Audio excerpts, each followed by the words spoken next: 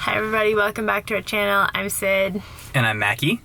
And we get a lot of questions about training and what we do. So if you figured today we would take you through a strength workout, that's a really good workout for preparing for mountain biking. We work with a guy at Revo PT. We've had some videos at Revo before, but we work with Dane and he sets up our training schedule, our strength training schedule. So we're doing one of the workouts that Dane set up for us here at the Taos Fitness Center.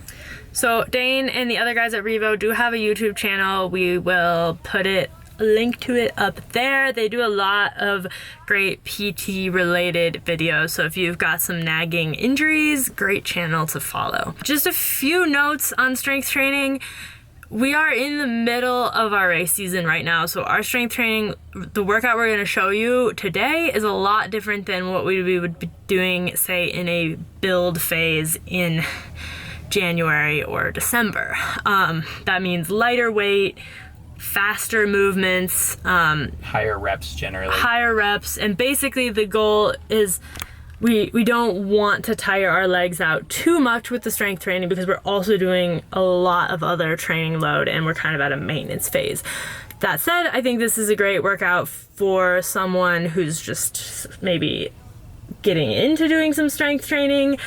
As always with strength training stuff, you want to be really conscious of your form, and it's better, so much better to go lighter and have good form than to go heavier and hurt yourself, especially with movements like a deadlift or something. So if there's stuff in here that you're like, I don't know how to do this, talk to the trainers at your local gym and like have them show you the form and look at your form and critique it. So we don't want anybody to get hurt trying to do these kind of workouts. And the other thing is strength training is fairly specific. So this is what we're doing. You know, we race mountain bikes professionally. We've been doing a lot of strength work this year. So if you haven't been and then you just jump into doing this, at the very least, you'll be ridiculously sore. You might hurt yourself. So like, just remember, like, this is an example of what we do. We'll put a full description of exactly what we're doing with the weights in the Patreon version of this video. So if you haven't joined us on Patreon, you can go check that out there. But yeah, just remember that like strength training and training in general is very specific. So this is what we're doing. You know, hopefully it gives you some ideas, but be careful and, you know, be smart about it. All right, let's work out. What'd you listen to? Let's see. The little Daddy Yankee going on? Enrique Iglesias. Good Cardi B radio station for today. Nice. I don't know who Cardi B is. So, what is the point of warming up? Why are you warming up? That's a really profound question. You just do. It's just a thing that you do. Just a thing that you do? I guess so you don't like pull a muscle, body's ready to go, activated. Yeah, so that's is the thing. Yeah, that's part of the big part is like getting the muscles that you want to be using firing, so that those are the active muscles that you're using. So like the big muscles, you want to activate your glutes, you want to activate your lats, like you're trying to activate the big muscles in your body so that you engage those while you're working out, instead of using the smaller muscles that if you take too much strain, you can end up pulling a muscle. So we are starting with some standard bench presses. We don't do very heavy bench presses because we're not like bodybuilders. What we're looking for with a bench press is basically just shoulder stability. Yeah, and because I have bad shoulders, it's a movement that I actually kind of struggle with a lot. Yeah. So I just do it with the bar, basically. You don't need to bench like 300 pounds to get some benefits. I think we're doing like 5 sets of 10 reps.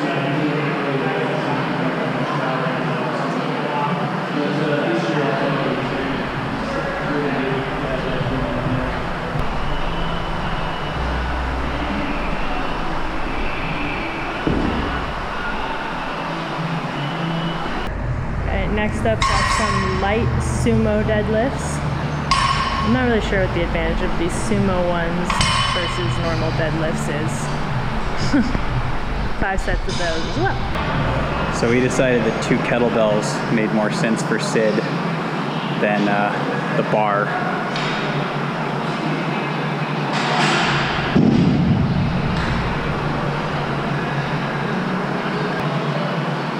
We figured out the difference.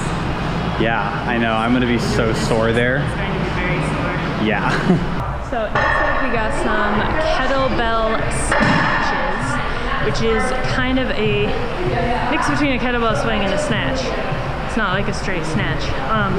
I do these with the baby kettlebell because I actually find them like really difficult to do properly for some reason. I don't know if it's a shoulder stability issue or if it's just like a movement that I find confusing. So, but better to be light and fast and just work on that snappy movement than like trying to pick up something big. Let's see how Mackie does. I think Mackie needs a lighter kettlebell too.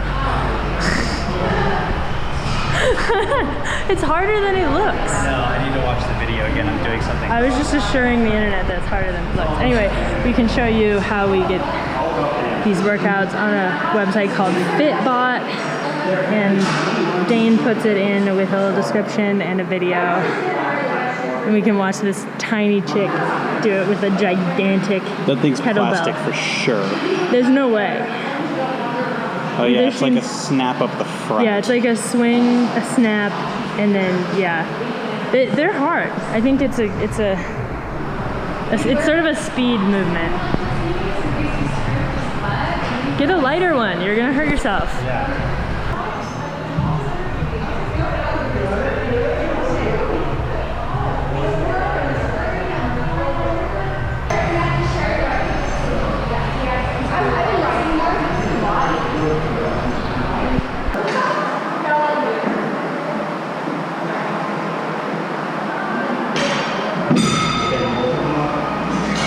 Now we have a slight conundrum in that for the kettlebell swings and the hollow body rocks, mine says 4 by 45 seconds and Mackie says 4 by 20 seconds, which is kind of a big difference, especially for the hollow rocks. 45 seconds of that is really hard. So we have to decide which one. Maybe Dane just wants it to be harder for me because I'm tougher. Yeah. Mike did make you do more rip row Yeah, exercises that time. yeah, it's true. Yeah. You're just So, stronger, so you I guess just have to do Mackie more. gets off easy on this one, huh? What a wuss.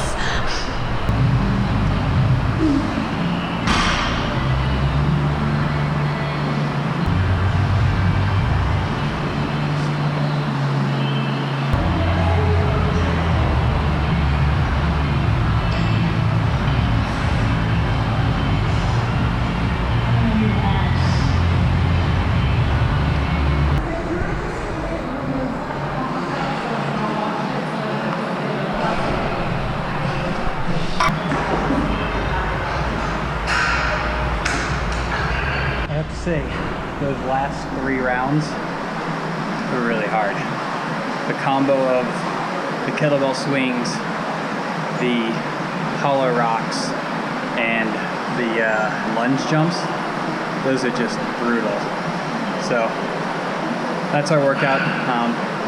Now we're just stretching, trying to make sure things are as unsore as they can be, given that we know they're going to be sore. And just to keep all of our mobility stuff that we've been working on, keep that going well. Today's workout. How do you feel? Tired. So we are actually about to go head back, get a quick lunch, and then go ride our bikes. So pretty much during the season, our gym workouts are usually the first workout of the day. We rarely just do a strength workout. In the winter we'll do that, and that's when you'll see us actually try to like lift heavier. Also, can we just like check out this parking job for a second? What is happening here? It's good parking. It's hilarious. I assume someone was parked here and then they parked there and then that person left and now they look like a huge asshole. Bummer. Anyway, so during the season we do lighter weight workouts like that one. Still hard, but then we go do intervals on the bike also. Also hard. Also hard. And so I've been thinking, I think if people are interested in like getting into strength training for mountain biking, if you don't know where to start, obviously it's awesome to work with a coach or a physical therapist or someone who knows a lot about these kind of things. However, if you really want to kind of wing it on your own, I would say that there are a few like major groups of exercises that are helpful for riding a bike. And one is anything that involves glute power. So that's doing some kettlebell swings, deadlifts, squats, anything. Oh, fun. All that sort of stuff. Glute thrusting. Glute thrusting. Which I feel awkward saying. So yeah, any glute power exercises, and then any sort of like balance and stability stuff. So we didn't do any of this today, but stuff with a balance board or Bosu ball or that kind of stuff is great. Obviously shoulder stability, we were doing those kettlebell snatches, and any sort of like pressing stuff, as that's obviously what you do when you're descending on a mountain bike. And this is kind of specific for, I would say, more enduro downhill mountain bike. At the same time, I think a lot of cross-country racers kind of neglect the strength aspect, and I think a lot of work on like core and glute power and that stuff is probably key for that's what Mike anyone said who rides a bike. Yeah. When we were talking to him, is he said like someone had asked what's the difference between like strength training for enduro and for cross country, and he was like, it's really not that different. You just do more of it and heavier if you're racing enduro, which I thought was interesting. So yeah, if you want to get into strength training for mountain biking, glute power exercises, any sort of balance stability, like that's just like good stuff to be doing for life in general. And core stuff. And core. Yes. We usually do like separate core workouts, so that wasn't super. The hollow rocks. Yeah, I forgot. I've already blocked those. Those were awful. Anyway, that's all for today. Hope you enjoyed that. If you like this kind of video, want to see more like nitty-gritty specifics of our workouts, leave a comment below and let us know. And thanks for watching. See you guys next time.